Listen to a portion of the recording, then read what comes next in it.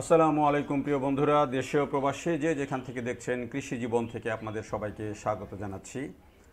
জাতীয় বৃক্ষ মেলা এবং এই মেলার প্রতি অসংখ্য মানুষের আগ্রহ এবং সেই আগ্রহ দিন যত যাচ্ছে তত বাড়ছে। তাই আমরা প্রতি বছরই চেষ্টা করছি বৃক্ষ মেলার যে আয়োজন, সেই আয়োজনকে পরিপূর্ণভাবে আমাদের কৃষি জীবনের দর্শকদের সামনে তুলে ধরতে, যাতে করে কৃষি জীবনের দর্শকরা আগ্রহী হন, মেলায় আসেন, গাছ কেনেন, গাছ লাগান, আমাদের পরিবেশকে রক্ষা করেন। বিশেষ করে ঢাকার ছাদ বাগানি যারা বা ছাদ যাদের খালি আছে তারা যদি 2-4টা করে গাছ লাগান তাহলে কিন্তু ঢাকার পরিবেশটা অনেক বেশি ভালো হয়ে যেতে পারে।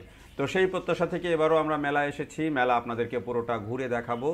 এই মেলার চিত্র ধারণ করেছি আমরা, এবং যদিও যখন এই চিত্রটি ধারণ করি তখন একেবারে পরিপূর্ণভাবে স্টলগুলো সব সাজানো হয়নি, তবে মেলায় ঢুকলেই দেখবেন যে সুবিশ্বস্ত প্রশস্ত করিডোর, আবহাওয়া ভালো থাকলে এরকম স্বচ্ছ আকাশও আপনারা দেখতে পারেন। একেবারে ঝলমলে সুন্দর চকচকে রোদ আকাশ, এবং সেই ঢুকলেই হরেক রকমের যেই ফলজ, বনজ এবং ঔষধি যে গাছ, সেই গাছগুলো আপনাদের দৃষ্টি কাড়বে।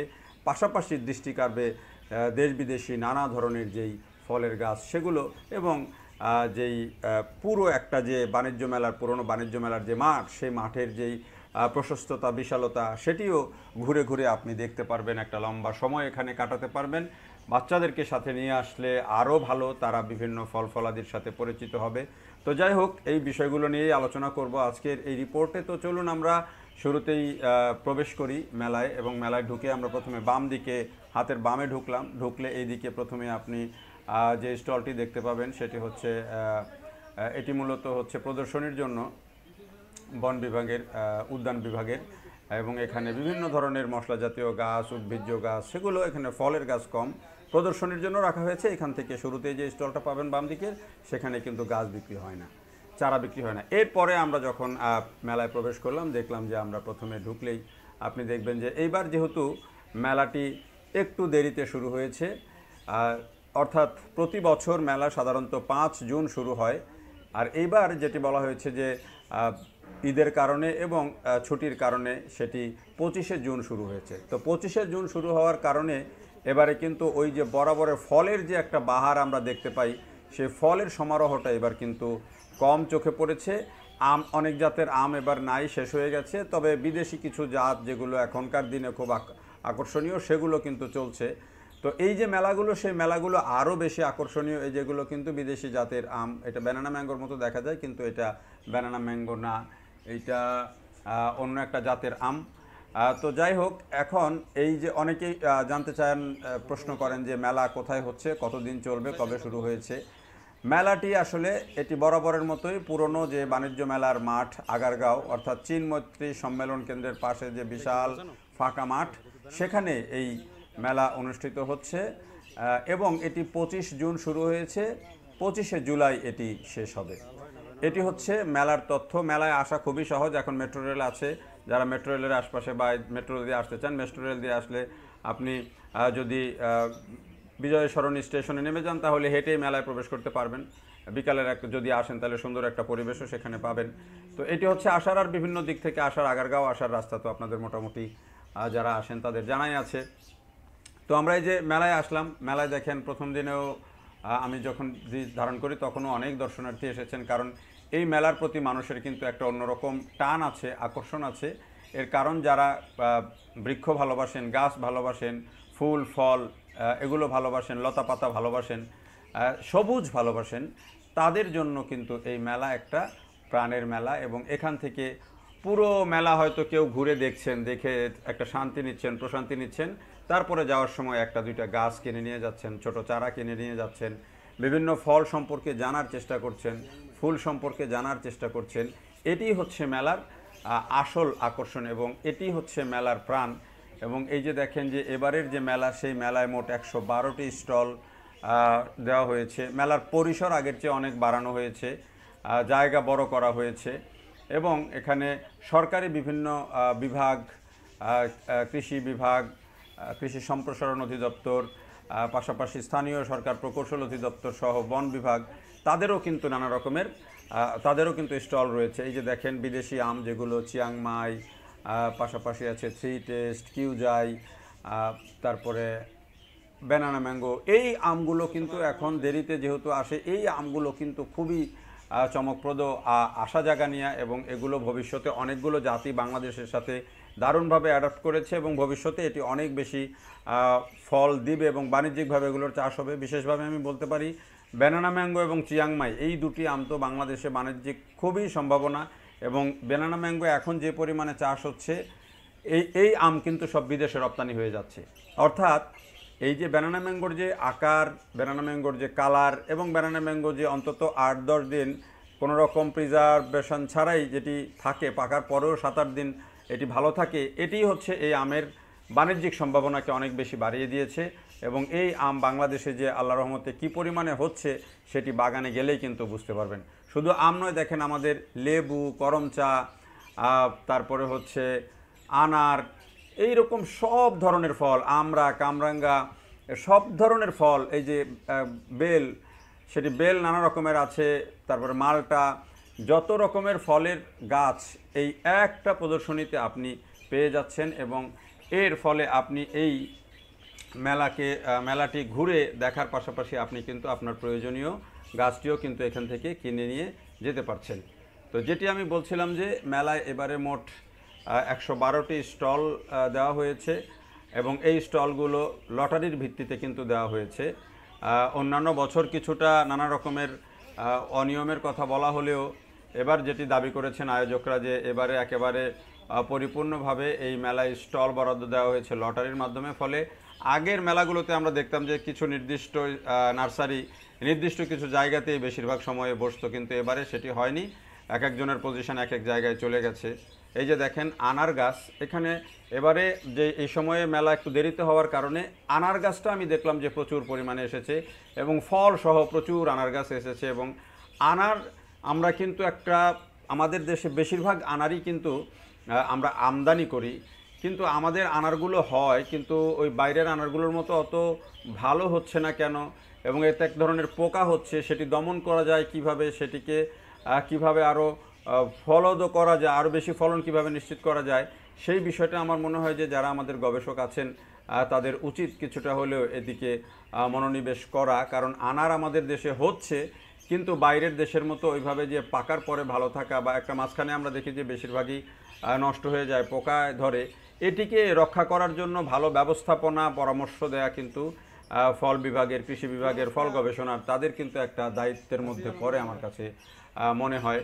তো এই যে আপনারা যে স্টল সাজানো হয়েছে, আসলে দেখবেন এভাবে সুন্দর মতো এই স্টলগুলো আছে সাজানো, এবং সেই স্টলগুলোতে গেলেই আপনাদেরকে নার্সারির যারা আছেন তারা স্বাগত জানাবেন ফল নেয়ার জন্য, ফলের গাছ দেখার জন্য। তবে একটা জিনিস আমি খেয়াল করলাম, যারা নার্সারির মালিক আছেন, যারা নার্সারির কর্মচারী আছেন, তাদের কাছে গাছ সম্পর্কে জানতে চাইলে, ফল সম্পর্কে জানতে চাইলে অনেকেই দেখি যে একটু কেমন যেন বিরক্ত হন।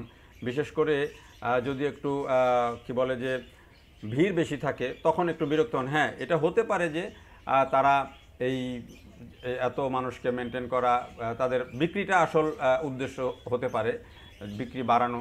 কিন্তু একটা জিনিস একটু নার্সারির যারা প্রত্যেকের মালিক যারা আছেন, নার্সারির স্টলে যারা আছেন, তাদের প্রতি আমার একটা অনুরোধ থাকবে যে আপনারা একজন বিশেষ ব্যক্তি রাখেন, যিনি এই গাছ সম্পর্কে, ফল সম্পর্কে, এটির নাম, জাত, এটির বয়স, এগুলোর ফলন কেমন হতে পারে, ছাদে কিভাবে হবে, যত্ন কি লাগবে, এবং এই ফলগুলো কিভাবে উৎপাদন করা সম্ভব হয়েছে, এগুলো যদি মানুষ জানতে চায়, এগুলো যারা দর্শনার্থী আসেন তারা যদি জানতে চান, বা ক্রেতা যারা আসেন তারা যদি জানতে চান, তাহলে তাদেরকে আমার মনে হয় এগুলোর ব্যাপারে জানানোর জন্য আপনারা একজন করে আলাদা লোক রাখবেন, যিনি আপনার নার্সারিতে সময় দেন, যিনি আপনার নার্সারিকে এই গাছগুলোকে যত্ন করেন, যিনি এই গাছগুলো সম্পর্কে মালিকের চেয়ে বেশি জানেন।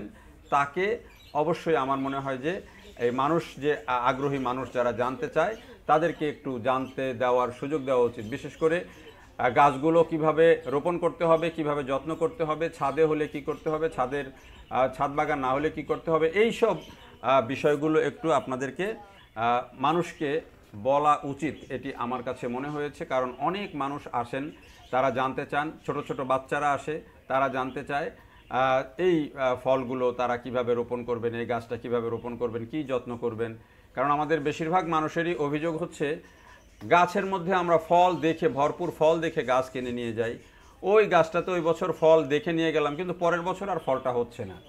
এইটার কারণ কি, আর এই ফল ফলানোর জন্য কি করতে হবে সেই বিষয়টা তাদেরকে আমার মনে হয় ব্রিফ করা দরকার। এটি একটা বড় উদ্দেশ্য হওয়া দরকার, কারণ বৃক্ষমেলা বা বৃক্ষরোপণ অভিযানের একটা প্রধান উদ্দেশ্য হলো মানুষকে সচেতন করা, মানুষকে জানানো এবং গাছ রোপণে উদ্বুদ্ধ করা, গাছ টিকিয়ে রাখার উপায় সম্পর্কে তাদেরকে জানানো।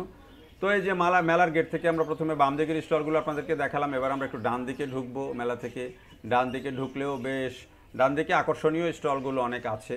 এখানে একটা নিয়ন্ত্রণ কক্ষ আছে এবং তথ্য কেন্দ্র আছে।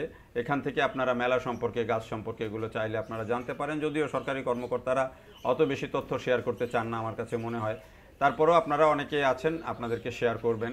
তো এই যে আসলে দেখেন আমি যেটি দেখলাম যে মেলায় যারা আসেন, এই যে আমাদের দেশীয় যে আগে যে লঙ্গান ছিল, কাটলিচু যেটিকে বলা হতো, এখন কিন্তু বিদেশি জাতের লঙ্গান অনেক আসছে এবং এবারের মেলায় দেখলাম যে লঙ্গান ফলসহ অনেক গাছ এসেছে এবং লঙ্গানের কিন্তু চাহিদাও অনেক দেখতে পেলাম। কারণ লঙ্গান দেখলাম যে 300-350 টাকা কেজি বিক্রি হচ্ছে।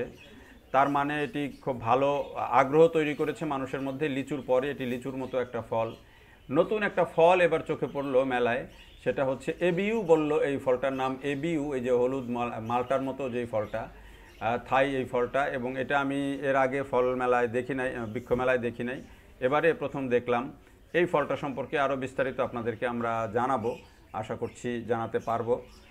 তো এই ফলটাও, এর পাশাপাশি আপেল গাছ আছে। তারপরে আমরা দেখলাম যে আঙুরের গাছ, যদিও সিজন শেষ হয়ে গেছে, সেটি আছে। এই ছাড়া দেখছি যে দামি গাছের মধ্যে রামবুটানের গাছ দেখলাম, পাশাপাশি যে আমাদের যে আমলকির গাছ সেগুলোরও কিন্তু অনেক দাম। রামবুটান, আমলকি, জাম, এই গাছগুলো দেখলাম যে ফলসহ অনেক দামে বিক্রি হচ্ছে। এই যে যেটা বারান্দা সাজানো, ঘর সাজানো, সেগুলোর জন্য আছে। আচ্ছা, এবার এখানে আসলে আপনি ডান দিকে একটা স্টলে যে গ্রামীণ একটা পরিবেশ দেখতে পাবেন, একটা কৃত্রিম লেক তৈরি করা হয়েছে, সেটিও আপনারা দেখতে পাবেন। তো মেলায় এই জিনিসগুলো আসলে চোখে পড়বে, বিশেষ করে যদি বাচ্চারা আসে, বাচ্চাদেরকে নিয়ে আসলে ওরা শত শত গাছের সাথে, ফলের সাথে পরিচিত হবে। যদিও গরমটা একটু বেশি, গরম একটু আসার সময় সবাই একটু সাথে পানি নিয়ে আসলে বা স্যালাইন নিয়ে আসলে, শরবত নিয়ে আসলে সেটি ভালো হয় গরম বেশি থাকলে। তো তাদেরকে যদি ঘুরিয়ে ঘুরিয়ে আপনি দেখাতে পারেন, তাদের যে ফল সম্পর্কে জানা, গাছ সম্পর্কে জানা, এই জিনিসগুলো হয়ে যাবে। বিভিন্ন ফলের জাত সম্পর্কে জানা হয়ে যাবে। অর্থাৎ এই একটা মেলায় শিশুরা বা বড়রা সবাই কিন্তু এই ফলের গাছ সম্পর্কে, ফল সম্পর্কে জানতে পারেন, যেটি আমাদের এই বৃক্ষ মেলার যারা আয়োজন করেন তারা এটিকে বলেন প্রাণের মেলা। আমাদের বইমেলাকে যেমন বইপ্রেমীরা প্রাণের মেলা বলেন, বৃক্ষপ্রেমীদের কাছেও এটি একটি প্রাণের মেলা, কারণ এখানে হরেক রকম গাছ। যেই আরেকটা বিষয় হচ্ছে যে আমার কাছে মনে হয় যে এইখানে আসলে একটা সময়ের জন্য আপনি যে পরিপূর্ণ অক্সিজেন যেটি নেওয়া একটা পুরো এরিয়াতে, অর্থাৎ আগারগাঁওয়ের এই যে বাণিজ্য মেলার, পুরনো বাণিজ্য মেলার যে মাঠ, সেই মাঠ পুরোটা শুধু গাছ, সবুজ গাছে পরিপূর্ণ এবং ফুল, ফল, লতা পাতা, নানান বাহারি ফুল, ব্যতিক্রমী সব গাছ, ঔষধি গাছ, ফলের গাছ, এগুলো কিন্তু একটা আলাদা একটা ভাইব তৈরি করে, মানুষের মনের মধ্যে একটা দারুণ একটা ফিল তৈরি করে। বিশাল প্রশস্ত এই যে মাঠ, ঘুরে ঘুরে আপনারা দেখতে পারেন, কারণ ঢাকায় তো এরকমভাবে ঘোরার ফাঁকা জায়গা নেই। তো এখানে যদি আসেন আপনি ঘুরে ঘুরে দেখতেও পারলেন। যদিও আমি এখনও পর্যন্ত মাঠটি পরিপূর্ণভাবে একেবারে গোছানোভাবে সাজানো হয়নি। সব গাছও নার্সারি মালিকরা যে একেবারে নিয়ে আসতে পেরেছেন সেটিও তারা বললেন যে না, একবারে সব গাছ এখনও নিয়ে আসা সম্ভব হয়নি, কিন্তু তারা এখনও পর্যন্ত সাজাচ্ছেন। এবং এই যে দেখেন, নারিকেলের গাছ থেকে শুরু করে, পেয়ারা গাছ থেকে শুরু করে, আম গাছ থেকে শুরু করে, চারা গাছ সবই আপনারা এখান থেকে কিনে নিয়ে যেতে পারবেন। প্রথম দর্শনার্থীরা আসেন, তারপরে ধীরে ধীরে সেখান থেকে কিনতে শুরু করেন এবং শেষ দিকে গিয়ে কিন্তু মেলায় প্রচুর পরিমাণে বেচা কেনা হয়। একটু আমরা যদি মেলার এই যে বৃক্ষ মেলা কেন এবং কখন থেকে এটি শুরু হলো সেটি যদি আমরা একটু খেয়াল করে, তাহলে দেখব যে এবারের যে মেলা, সেই মেলার প্রতিপাদ্য হচ্ছে যে পরিকল্পিত বনায়ন করি, সবুজ বাংলাদেশ করি। এবারের মেলার এটি প্রতিপাদ্য এবং এই মেলার প্রতিপাদ্যের গুরুত্বটা নিশ্চয়ই আপনারা বুঝতে পারছেন। এবং এই যে বৃক্ষমেলা, সেই বৃক্ষমেলার মূল উদ্দেশ্য হচ্ছে আসলে মানুষকে সচেতন করা। এই মেলা জাতীয় বৃক্ষমেলা আসলে 1994 সালে বন বিভাগের উদ্যোগে শুরু হয়। তবে এই মেলার যে একটা সামাজিক আন্দোলন, সেটির প্রেক্ষাপট তৈরি হয় 1991 সালে। সে সময়কার সরকার প্রধান বিশ্ব পরিবেশ দিবস 5 জুন উপলক্ষে গাছ রোপণ কর্মসূচির, বৃক্ষরোপণ কর্মসূচির উদ্বোধন করেন গাজীপুরের শালনায়, এবং সেই থেকে বৃক্ষরোপণ অভিযান শুরু হয় এবং এই মেলার সাথে সাথেই কিন্তু বৃক্ষরোপণ অভিযানটাও হয়। বৃক্ষমেলার উদ্দেশ্য সম্পর্কে বলা হচ্ছে, বন অধিদপ্তর থেকে জাতীয় বৃক্ষমেলার আয়োজনের মূল লক্ষ্য হিসেবে বলা হয়েছে জনসাধারণকে বৃক্ষরোপণে উদ্বুদ্ধ করা, ফলজ, বনজ, শোভাবর্ধক গাছের উপকারিতা সম্পর্কে সচেতনতা সৃষ্টি করা, উন্নতমানের চারা ও বনায়ন প্রযুক্তি সরবরাহ, পরিবেশ ও জীববৈচিত্র্য সংরক্ষণের গুরুত্ব তুলে ধরা, বৃক্ষ মানুষের মাধ্যমে, চাষের মাধ্যমে আয় বৃদ্ধির সম্ভাবনাকে উন্মোচন এবং সচেতনতা বৃদ্ধির লক্ষ্যেই এই মেলার আয়োজন করা হয়ে থাকে। মেলায় ফল থেকে শুরু করে বনজ, ঔষধি এবং ফুলের গাছ চারা পাওয়া যায়, পাশাপাশি সৌন্দর্য বর্ধক গাছও পাওয়া যায়।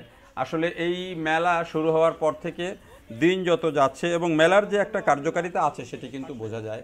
প্রতি বছরই কিন্তু মেলার যে গাছ বিক্রির সংখ্যা, সে চারা বিক্রির সংখ্যা সেটি কিন্তু বাড়ছে। দেখেন, আপনি যদি খেয়াল করেন 2024 সালে 31,85,000 গাছ বিক্রি হয়েছে, 2023 সালে 20 লাখ গাছ বিক্রি হয়েছিল।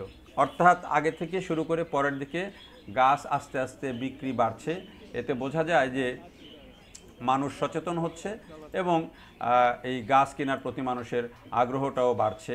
তো আমি যেহেতু শখে কৃষি নিয়ে কাজ করি, আমি চেষ্টা করি আমার এই চ্যানেলে বা এই কৃষি পেজের মাধ্যমে মানুষকে সচেতন করতে, আমার সাংবাদিকতার পাশাপাশি। তো এবারের যে মেলা, সেই মেলার স্টলগুলো পরিপূর্ণভাবে এখনও বলছে যে আমি যখন ভিডিও করছি তখনও সাজানো হচ্ছে, হয়তো সাজানো হয়ে যাবে 2-1 দিনের মধ্যে। তো আমার যেটি কথা সেটা হচ্ছে যে আমাদের পরিবেশ নিয়ে সত্যি আমরা খুবই উদ্বিগ্ন। আমাদের তাপমাত্রা দিনে দিনে বেড়ে যাচ্ছে। যদি গাছ সংখ্যা বৃদ্ধি করা না যায় তাহলে কিন্তু সেই তাপমাত্রা বৃদ্ধি অব্যাহত থাকবে। গোটা বিশ্বেই তাপমাত্রা বাড়ছে, আমাদের দেশে আরও বাড়ছে।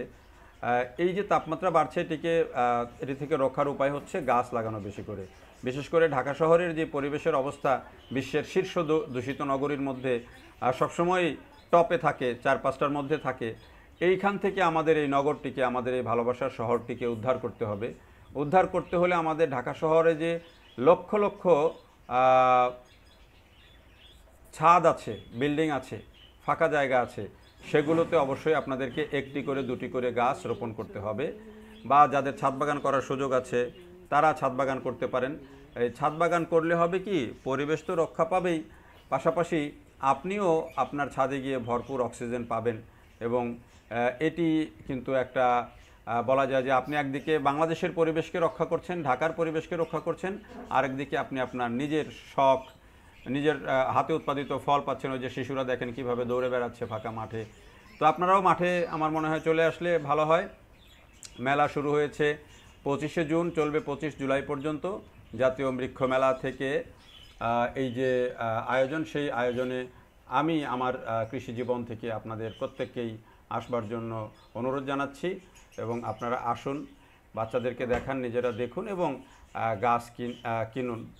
গাছ কিনে 1-2টি করে গাছ অবশ্যই রোপণ করুন, যাতে করে আমাদের পরিবেশ রক্ষা পায়। যারা দেখলেন সবাইকে অনেক ধন্যবাদ।